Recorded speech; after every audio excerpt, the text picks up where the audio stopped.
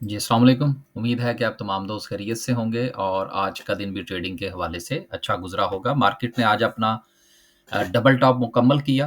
Candlestick पर जो सूरत-ए-हाल है इंशाअल्लाह उसको डिस्कस करेंगे। कैंडलस्टिक पर तफ़सील से बात करने की कोशिश करेंगे कि अब मुमकिना तौर पर डबल टॉप बनाने के बाद मार्केट की सिचुएशन जो है वो क्या हो सकती है। 400 पॉइंट्स जो हैं वो आज मार्केट ने लूज़ किए हैं। लेकिन अगर हम थोड़ा-सा मार्केट के हाई के मुताबिक अगर इसको थोड़ा-सा देखने की कोशिश करें, तो मार्केट की क्लोजिंग जो है उसमें और मार्केट के हाई में काफ़ी ज़्यादा फ़र्क आपको नज़र आ रहा है। सो बेसिकली ये जो फ़र्क है और मार्केट की जो क्लोजिंग अगर आप देखें, तो लो की बात कर लें, तो वो ज़रा ज़्यादा बेहतर रहेगा। अभी हम क्लोजिंग को ज़रा थोड़ा-सा अगर हम साइड पे रखें, तो आप ये देखिए कि मार्केट के लो और हाई के दरमियान जो है वो हमें एक बहुत बड़ा फ़र्क नज़र आ रहा है। अगर हम इसको 1 लाख 69,000 400 कंसीडर कर लें और इसको भी 400 कंसीडर कर लें, तो दोनों में तकरीबन कोई 2,000 का फ़र्क लगता है, लो और हाई के दरमियान में। और चूँकि मार्केट की जो क्लोजिंग है, वो लो के करीब हुई है, कुछ ज़्यादा फ़र्क जो है वो हमें नज़र नहीं आ रहा। तो सारा का सारा जो था वो आज इंडेक्स के ऊपर जो हमें प्रेशर नज़र आया, बेसिकली वो साइकोलॉजिकली डबल टॉप का इम्पैक्ट था आज मार्केट में। और मार्केट ने अपने ऑल टाइम हाई के करीब से जो है वो वापसी का रास्ता इख्तियार किया है। अभी हम इसको वापसी नहीं कह सकते, लेकिन प्रॉफ़िट टेकिंग जो है वो आज ज़रूर देखने को मिली है। मज़ीद सिचुएशन क्या है वो इंशाल्लाह आगे चल के डिस्कस करेंगे। 400 पॉइंट्स की कमी के साथ अगर हम सर्किट ब्रेकर की बात करें और आज आपने ये ये भी देखा होगा कि कुछ जो स्टॉक्स थे, वो आपको पहले अपर कैप पर और फिर लोअर कैप पर नज़र आए। कुछ जो है वो नीचे से ऊपर की तरफ गए, तो काफ़ी ज़्यादा आज जो उतार-चढ़ाव है वो मार्केट में देखने को मिला। 15 कंपनीज़ जो हैं वो आज अपर कैप में हैं, जिसमें स्टाइलर्स की एक मर्तबा फिर अपर कैप है, इसके साथ जो है एफएनईएल वापस आया है, बीएफ एग्रो की जो है वो काफ़ी दिनों के बाद जो है वो इसमें हमें एक अच्छी मूव देखने को मिल रही है। लेकिन कोई बहुत बड़ी कंपनी जिस तरह से ऑयल एंड गैस है, फर्टिलाइज़र है, बैंक्स हैं या अगर हम ऑटो में देख लें या हम अपने हबको वगैरह को देख लें, पावर सेक्टर के अंदर देख लें, तो कोई भी बड़ी कंपनी जो है वो हमें इस अपर कैप वाले सेक्शन के अंदर नज़र नहीं आ रही। सो ये सारा का सारा जो है वो प्रॉफ़िट टेकिंग की तरफ जो है वो आज लोगों का रुझान रहा है। जिसकी वजह से बहुत बड़े सेक्टर्स जो हैं उसमें भी पीपीएल को आप देख लें, ओजीडीसी को देख लें, इसके अलावा बैंक्स को देख लें, मसलन फ़ैसल बैंक को देखें आज उसने कितना अच्छा हाई बनाया, लेकिन उसके बाद फिर प्रॉफ़िट टेकिंग की नज़र हुआ। सो डबल टॉप का इम्पैक्ट है ये सारा का सारा। लोअर कैप की बात करें, कोई काबिल ज़िक्र कंपनी जो है वो हमें नज़र नहीं आ रही। हमने फ़ैसल बैंक को बाय किया था, ये हमने आपको गुज़ारिश कर दी थी कि 1 दिसंबर से जो है वो हमने केएमआई कर लिए थे, एक इन्वेस्टर ट्रेडर के पॉइंट ऑफ व्यू से और दूसरा जो था वो स्विंग के पॉइंट ऑफ व्यू से। तो फ़ैसल बैंक जो है ये हमने लास्ट थर्सडे को जो था वो हमने रिकमेंड किया था। 83-84 के करीब इसको बाय करने की कोशिश की। इसमें अच्छी मूव जो है वो कोई 8-10 रुपए जो है वो बहरहाल बन गए। आगे चलते हैं जी और लास्ट पे जो है वो इंशाल्लाह डिस्कस करेंगे आज की कैंडल को और उसके साथ अगर वक़्त मिला, तो फिर इंशाल्लाह कोशिश करेंगे कि स्पेल का चार्ट जो है वो भी आपके साथ डिस्कस किया जाए। बहुत सारे लोगों के मैसेजेस थे स्पेल के पॉइंट ऑफ व्यू से। ओवरऑल देखें तो मार्केट में जो है वो हमें मुकम्मल तौर पर प्रॉफ़िट टेकिंग नज़र आ रही है। इवन के बैंकिंग सेक्टर में आज हमें काफ़ी मूव थोड़ी-सी देखने को मिली, वॉल्यूम्स जनरेट हुए, बैंक अल्फ़ला में अच्छा वॉल्यूम लगा। दूसरे सेक जो छोटे बैंक्स हैं, उसमें भी थोड़ी-सी मूव हमें देखने को मिली। लेकिन उसके बाद आप ये देखिए कि जो बड़े सेक्टर्स हैं, जिसमें ऑयल एंड गैस है, फर्टिलाइज़र है, उसके साथ आप हमारा सीमेंट है, उस इस तमाम का असर जो है इवन कि आईटी जो था वो गुज़िश्ता 1 आध दिन से बड़ा अच्छा परफ़ॉर्म कर रहा था। उसमें भी हमें प्रॉफ़िट टेकिंग देखने को मिली, तो फिर उसका साइकोलॉजिकल इम्पैक्ट जो है, वो हमें बैंकिंग सेक्टर पर भी देखने को मिला। सेक्टर वाइज़ बात करें, तो सीमेंट सेक्टर ने 206 पॉइंट्स ऐड किए हैं। इसमें बेस्ट वे सीमेंट और लकी का बड़ा किरदार है। उसके साथ कमर्शियल बैंक्स थोड़ा-सा हमें जो है वो मूव करते हुए नज़र आए। मिसलेनियस हैं, इंजीनियरिंग सेक्टर में 15 पॉइंट्स हैं, ना होने के बराबर हैं। Technology sector, oil and gas, fertiliser, power generation, investment banks, oil and gas marketing, इन तमाम में आपको बहुत ज़्यादा प्रॉफ़िट टेकिंग जो है वो देखने को नज़र आ रही है। लिहाज़ा आने वाले दिनों में या हम कल की अगर बात कर लें तो बैंक्स थोड़ा-सा आपको परफ़ॉर्म करते हुए नज़र आ सकते हैं। लिहाज़ा अगर आप उसमें इंटरेस्ट रखते हैं तो कुछ एक आध ट्रेड लेने में कोई मुज़ायका नहीं होगा।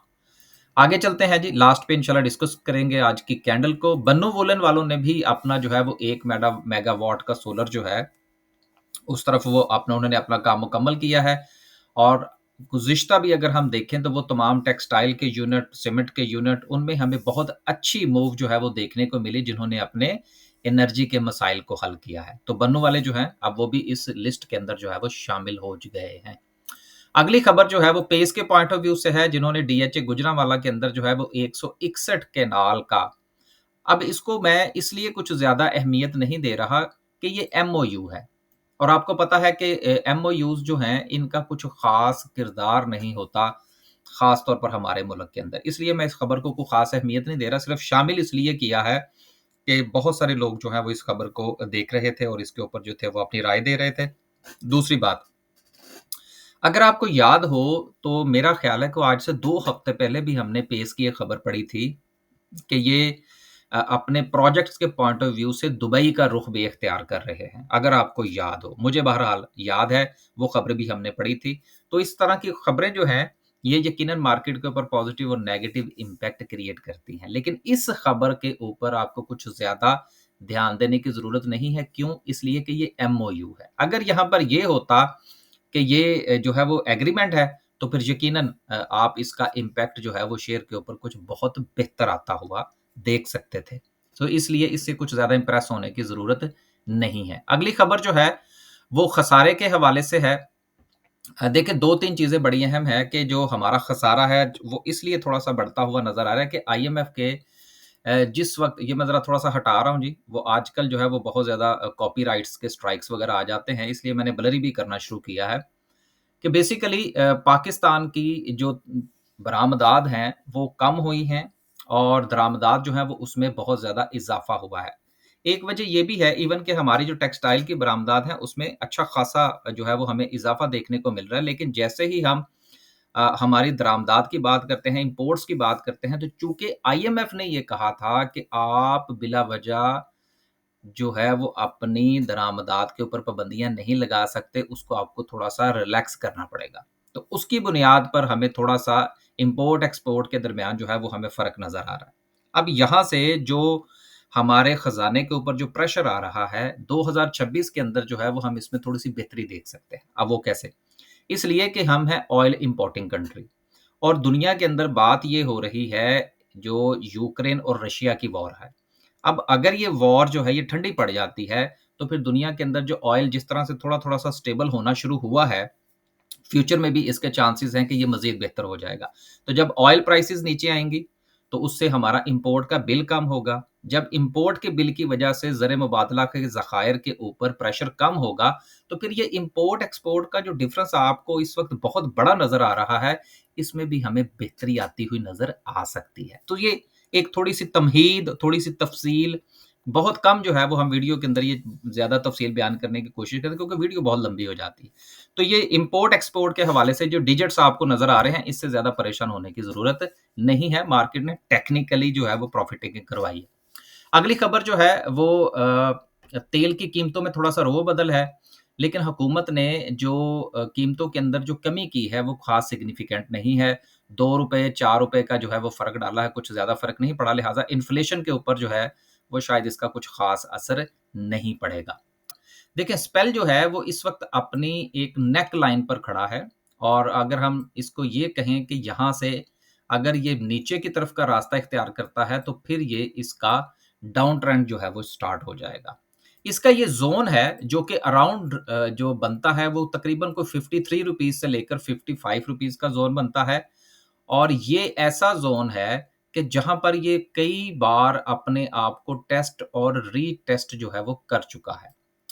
इससे ऊपर इसने अपना एक ब्रेकआउट दिया था, उसके बाद इसने अपना एक हाई प्लेस किया, लेकिन दोबारा से अब ये इसको रीटेस्ट कर रहा है। इस वक़्त अपने साइडवेज़ के फ़ेज़ के अंदर है। तो जिन दोस्तों के पास ये मौजूद है, उनके लिए ये है कि ये अपने साइडवेज़ में अभी अपने आप को कंटिन्यू करता हुआ नज़र आ रहा है। हाँ, जब तक ये अपने इस 53 से 55 के ज़ोन के अंदर है, तब तक ये साइडवेज़ का ज़ोन कहलाएगा। साइडवेज़ का ट्रेंड कहलाएगा। अगर ये इसको ब्रेक करके नीचे की तरफ जाता है, तो फिर इसका डाउन ट्रेंड शुरू हो जाएगा। लिहाज़ा दूसरे अल्फ़ाज़ में आप यूँ कह सकते हैं कि जब तक ये अपने इस ज़ोन के अंदर है, कुछ ज़्यादा परेशान होने की ज़रूरत नहीं है, यहाँ से रिवर्सल के चांसेस भी बन सकते हैं। लिहाज़ा अगर आपके पास मौजूद है तो इस ज़ोन से नीचे का आपका स्टॉप लॉस होना चाहिए, क्योंकि अगर ये इससे नीचे गया तो फिर इसमें से तकरीबन को 8 से 10 रुपए जो है वो मज़ीद निकल सकते हैं। लेकिन ये अपने आप को यहाँ पर स्टे करवाने की कोशिश कर रहा है, जो कि एक अच्छा साइन है। तो स्पेल के पॉइंट ऑफ व्यू से भी ये चीज़ आप ज़रूर ज़हन में रखें कि अभी ये इसका डाउन ट्रेंड शुरू नहीं हुआ, इस ज़ोन से नीचे इसका डाउन ट्रेंड शुरू होगा।